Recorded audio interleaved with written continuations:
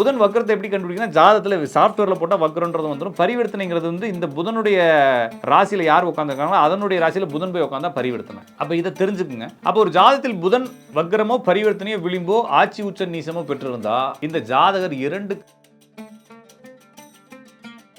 சுக்கிரன் என்பது ஒரு ஜாதகத்தில் என்னத்தை குறிக்கும் அப்படின்னா, ஒரு ஜாதகத்துல அவருடைய செல்வ செழிப்பை சுக்கிரன் குறிக்கிறது. அதுக்கடுத்து ஜாதகருடைய மனைவியை குறிக்கிறது. அது பெண் ஜாதகமா இருந்தா ஜாதகருடைய தோழிகளை இந்த சுக்கிரன் குறிக்கிறது. அப்ப சுக்கிரன் பலமானால்,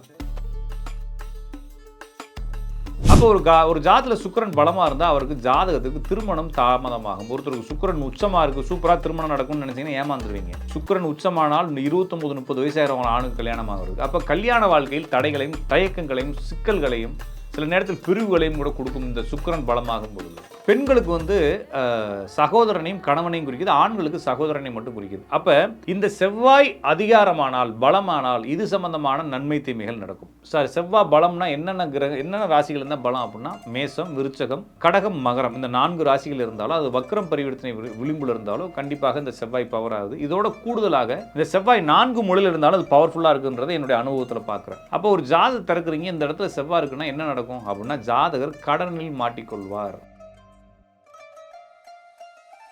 நாய் கடிக்குது. இப்போ லேட்டஸ்ட்டாக ஏதோ டிவியில் போடுவாங்க, நாய் கடிக்குது, செவ்வாய் அதிகாரமானது தான் நாய் கடிக்கும். சார், அப்போ செவ்வாய் அதிகாரமான நாய் கடிச்சே தீரும், கண்டிப்பாக கடிச்சே தீரும். அப்போ கொண்டு போய் கையை உள்ள விடாதீங்கன்னு சொல்ல வேண்டியது. அப்போ இந்த செவ்வாய் பவரானவங்க இது நடக்கும். செவ்வாய் பவரானால் துலாத்தில் வந்து சனி பவர் ஆகுது. சனி வக்ரம் பரிவர்த்தனை விளிம்பாக இருந்தாலும் பவர்ஃபுல்லாக இருக்கும். அப்போ சனின்றது தொழிலை குறிச்சாச்சு. அப்போ சனி வக்ரம் பரிவர்த்தனை விளிம்பு ஆட்சி உச்ச நீசம் பட்டால் கண்டிப்பாக தொழிலில் ஒரு நிலையற்ற தன்மை, ஆசோலேஷன் மைண்டு, இதுக்கு போகலாமா அதுக்கு போகலாமான்றது, ஒரு வேலைக்கு போகிறது அதுலேருந்து கட்டாயம் இதுக்கு வருது. இந்த மாதிரி சதா தொந்தரவுகளை அனுபவித்துக் கொண்டே இருப்பார்கள்.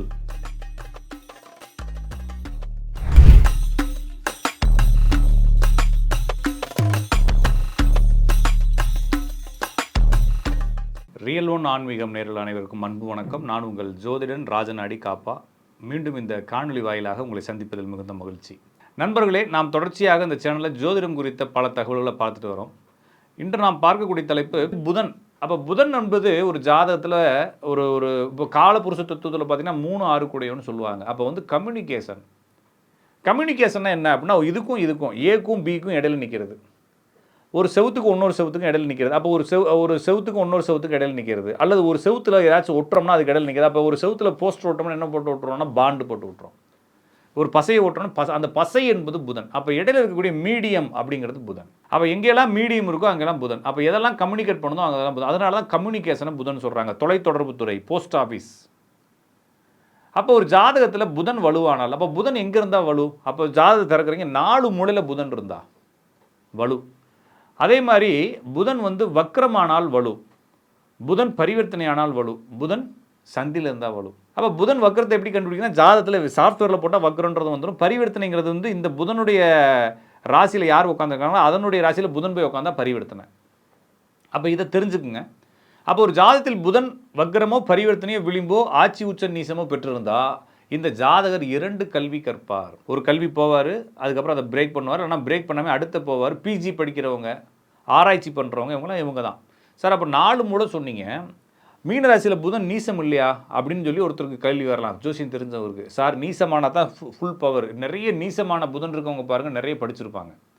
அப்போ ஜாதத்தில் உச்ச நீசமானால் 2ம் ஒரே பவர் தான்றதை புரிஞ்சுக்குங்க. அப்போ ஒரு ஜாதத்தில் புதன் வக்ரம் பரிவர்த்தனை ஆனால் லிக்யூடு சம்பந்தமான, லிக்யூடுனா நீர்மம் சம்பந்தமான தொழில்களை செய்வார்கள். அல்லது மருந்து, மாத்திரை, எலக்ட்ரிக்கு, வீடு கட்டி கொடுக்கக்கூடியது, பிசுபிசுப்பு தன்மை இருக்கக்கூடிய தொழில்கள், பெயிண்ட்டு, ஆயில் இண்டஸ்ட்ரீஸ்ங்கிறது ஃபாரின் போகிறவங்களுக்கு புதன் வக்ரம், புதன் பரிவர்த்தனை, புதன் விளிம்பாசுன்னா அவங்க பார்த்தீங்கன்னா நிறைய ஆயில் கம்பெனியில் போய் சேர்ந்துருப்பாங்க, கப்பலில் போய் சேர்ந்துருப்பாங்க. நிறைய கப்பலில் வேலை பார்க்குறவங்களுடைய ஜாதகத்தில் பார்த்தாலும் அவங்களுடைய அப்பா அம்மா ஜாதகம், பொண்டாட்டி ஜாதகத்தை பார்த்தா எல்லாம் புதன் வக்ரம், புதன் பரிவர்த்தனை, புதன் விளிம்பாக இருக்கும். காரணம், கப்பலும் புதன். அது நீரில் ஓடக்கூடிய பொருள்கள், நீரை சேர்த்து வச்சுருக்கக்கூடிய கண்டெய்னர், நீரை சேர்த்து வச்சுக்கூடிய பாத்திரங்கள் எல்லாமே புதன் தான். அப்போ புதன் பவர் ஆச்சுன்னா இந்த மாதிரி தொழில்களை கொடுக்கும். புதன் என்பது சகோதரியையும் மகளையும் குறிப்பது. அப்போ புதன் பவர் ஆச்சுன்னா சகோதரி வாழ்க்கையும் மகள் வாழ்க்கையும் ஏதோ ஒரு தொந்தரவு வந்துடுது. காதல் வழியாக தொந்தரவு, கல்வியில் இடையூறுகள். இந்த புதன் என்பது சொத்து. அப்போ நம்ம வாங்கக்கூடிய டாக்குமெண்ட்டு, சொத்துக்களில் நிறைய வில்லங்கங்களை கொடுக்கும் இந்த புதன் பரிவர்த்தனை. அந்த புதன் பரிவர்த்தனை விளிம்பு இருக்கவங்களுக்கு நிறைய பேருக்கு பார்த்தீங்கன்னா இவங்க பேரில் வாங்கக்கூடிய சொத்தை ஒரு குறிப்பிட்டு இவங்களே விற்றுருவாங்க. ஏதாச்சும் ஒரு கடன் அதிகமாகும், அந்த கடனுக்காக லேண்டை விற்று கடன் முடிக்கிறவங்கலாம் பார்த்தீங்கன்னா இந்த புதன் வக்ரம் பரிவர்த்தனைக்காரங்க தான். அப்போ புதன் வக்ரம் பரிவர்த்தனை ஆட்சி உச்சம் இருந்துச்சுன்னா கண்டிப்பாக லேண்டு டாக்குமெண்ட்டுகளில் இஷ்யூஸ் வரும்.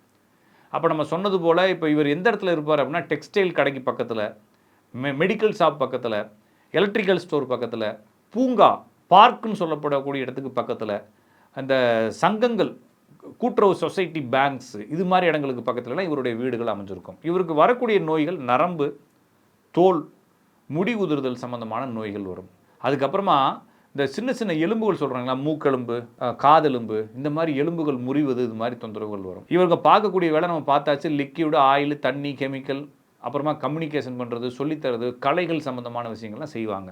அப்போ புதன் என்பது இதுதான். அடுத்து நம்ம பார்க்கக்கூடிய கிரகம் சுக்கிரன்.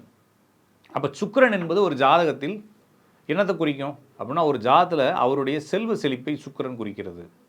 அதுக்கடுத்து ஜாதகருடைய மனைவியை குறிக்கிறது.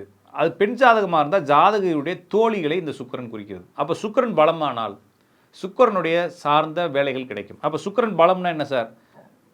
சுக்கிரன் ஆட்சி பெற்றாலோ, உச்சம் பெற்றாலோ, நீசம் பெற்றாலோ.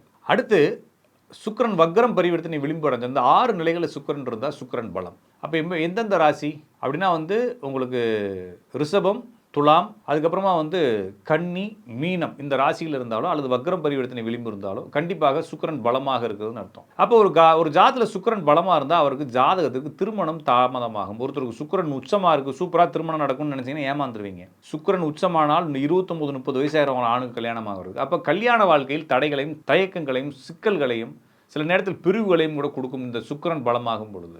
அடுத்து இவர் எங்கேயாச்சும் காசை கொடுத்து யாருக்காச்சும் உதவ போய் அந்த காசு இவருக்கு வராமல் வட்டியெல்லாம் சேர்த்து அசல் வரைக்கும் கட்டுற அளவுக்கு ஆகி போயிடும். அப்போ எப்பயுமே பணம் சம்பந்தமாக தொந்தரவுகளை அனுபவிச்சுட்டே இருப்பார். பண தேவைகள் இருந்துக்கிட்டே இருக்கும். இந்த சுக்கிரன் வக்ரம் பரிவர்த்தனை விளிம்பு ஆட்சி உச்சமானவங்களாம் பார்த்தீங்கன்னா டெக்ஸ்டைல், அழகு கலைகள், பியூட்டிஷியன், பேங்கிங், மார்க்கெட்டிங், ஃபினான்ஸ், இது சம்மந்தமான வேலைகளுக்குள்ளேயே இருப்பாங்க. சார் நான் ஐடியில் தான் சார் ஒர்க் பண்ணுறேன், நீங்கள் சொல்கிற மாதிரி சுக்கிரன் இருக்குன்னா ஐடிக்குள்ளே பேங்கிங் டொமைனில் உங்களை கூட்டு போயிடும். அப்போ சுக்கிரன் என்பது என்னத்தை குறிக்குது அப்படின்னா இந்த மாதிரி பணம் பொருளாதாரம். அது மாதிரி பேங்க் பக்கத்தில் வீடு இருக்கும், டெக்ஸ்டைல் பக்கத்தில் வீடு இருக்கும், அழகு பியூட்டிஷியனுக்கு பக்கத்தில் வீடு இருக்கும். இந்த மாதிரி வீடு இருக்கக்கூடியது. இந்த சுக்கிரன் எதை குறிக்குதுன்னா கண் தான் முக்கியம். அப்போ சந்திரனையும் கண்ணுன்னு சொன்னீங்க சார், அது சின்ன வயசு கண்.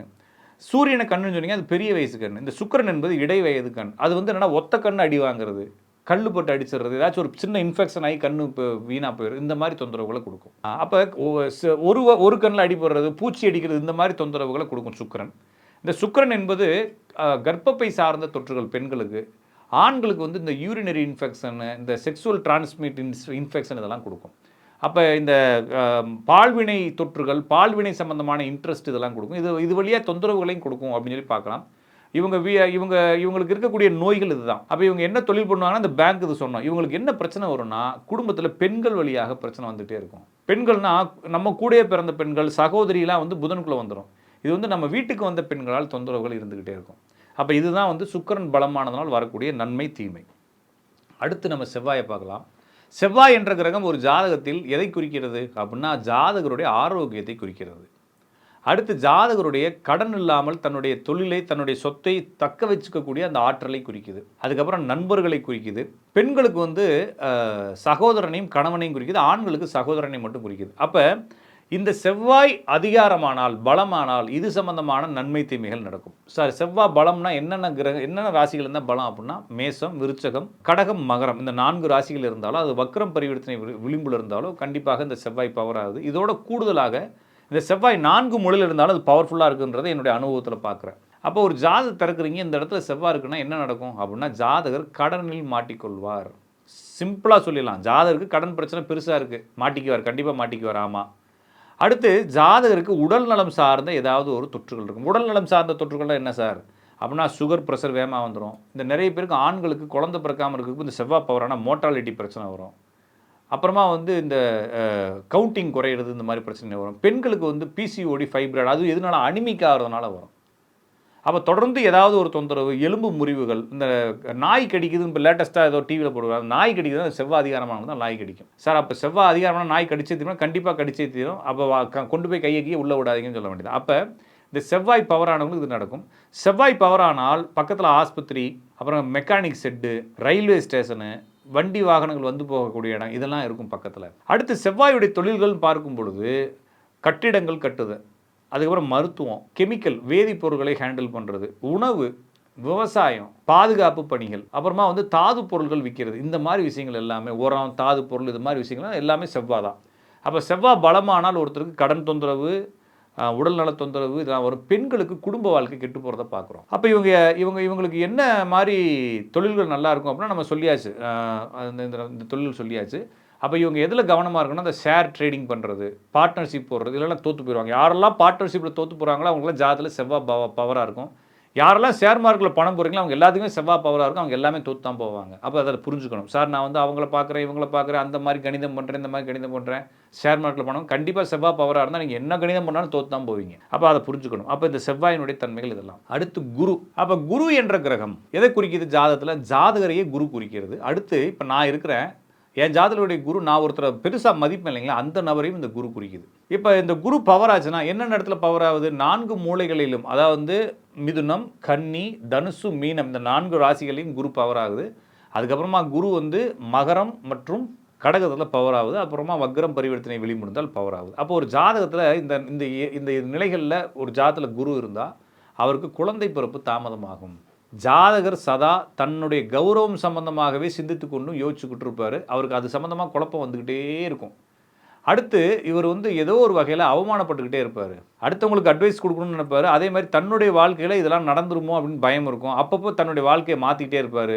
ஒரே பர்சனாலிட்டி இல்லாமல் கொஞ்சம் கொஞ்சம் சேஞ்ச் பண்ணி அதை சரி பண்ணிக்கிட்டே வருவார். அப்போ இந்த மாதிரி குணங்கள் இருக்குன்னா குரு பவராக இருக்குன்னு அர்த்தம். அடுத்து குரு பவராக இருந்தால் மார்பகம் சம்பந்தமான நோய், இதயம் சம்பந்தமான படபடப்பு நோய் வரலாம், செரிமானம் சம்பந்தமான நோய்கள் வரலாம், சதை வளருதல், இந்த மாதிரி நோய்கள் வரலாம், உடம்பு குண்டாகிட்டே இருக்கு இல்லைங்களா, அந்த மாதிரி ஆளுகளுக்குலாம் வந்து குரு பவராக இருக்கும்னு பார்க்கலாம். அடுத்து இந்த குரு பவர் ஆகிறவங்க வீட்டுக்கு பக்கத்தில் கூட்டுறவு சொசைட்டிஸ், அப்புறம் ஏஜென்சிஸு, அப்புறம் பேங்கிங், இது மாதிரி விஷயங்கள் இருக்கலாம். குரு பவர் ஆனவங்க என்ன ஒர்க் பண்ணுவாங்கன்னா பேங்க் ஒர்க் பண்ணுவாங்க, அட்வைஸ் கொடுக்கக்கூடியது, இந்த லாயர்ஸு, கன்சல்டன்சி, இதெல்லாம் வந்து குரு பவர் ஆனவங்க. இந்த குரு பவர் ஆனவங்க ஃபினான்ஸ் சம்மந்தமான விஷயங்கள் நிறைய பேர் இருக்கிறத பார்க்குறோம். அப்போ குரு பவர் ஆனவங்களுக்கு வரக்கூடிய இந்த பிரச்சனைகளையும் பார்த்தாச்சு, நோய்களையும் பார்த்தாச்சு, இவங்க எந்த மாதிரி இடங்கள்ல இருப்பாங்கன்னு பார்த்தாச்சு, இவங்களுக்கு வந்து பொதுவாக இவங்களுடைய பர்சனாலிட்டி, இவங்களை பற்றியே ஒரு குழப்பம் இருந்துகிட்டே இருக்குன்றதையும் பார்த்தாச்சு. அப்போ அடுத்து நம்ம சனியை பார்க்கலாம்.